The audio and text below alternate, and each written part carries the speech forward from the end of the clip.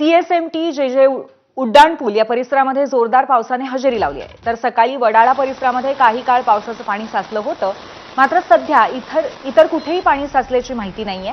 मुंबई शहरासह पूर्व आणि पश्चिम उपनगरामध्ये पावसाची संततधार मात्र सुरू आहे। पावसाच्या पार्श्वभूमीवर मंत्रालयाकडून सतर्कतेची सूचना जारी करण्यात आली आहे। पुढचे 3 ते 4 तास जिल्ह्यातल्या काही ठिकाणांमध्ये 50 ते 60 किलोमीटर प्रति तास वेगाने वारे वाहणार आहेत।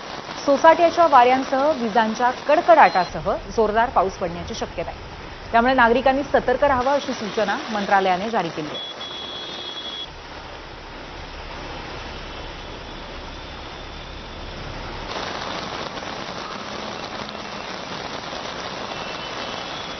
तर मुंबईतल्या 3 भागातली ही परिस्थिती आपण पाहतोय। अर्थात ही परिस्थिती आज सकाळी लवकरची आणि काल रात्रीची आहे। सीएसएमटी भागामध्ये तुफान पाऊस होता। जे उड्डाणपुलावरती सुद्धा प्रचंड पाऊस आणि पाणी साचलेलं होतं, तर वडाळ्यामध्ये सुद्धा पाणी साचलं होतं।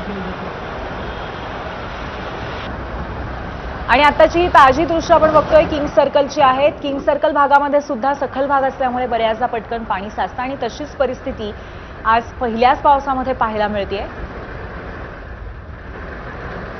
आणि दुसरीकडे जी आपण गाडीतली दृश्य बघतोय, प्रचंड जोरात वायपर चालू आहे, तरी सुद्धा पूर्ण धुसर असं दृश्य आहे। ते कोस्टल रोडचं दृश्य आहे। म्हणजे कोस्टल रोडने जर तुम्ही प्रवास करत असाल तर तिथे सुद्धा जबरदस्त वाऱ्याचा पाऊस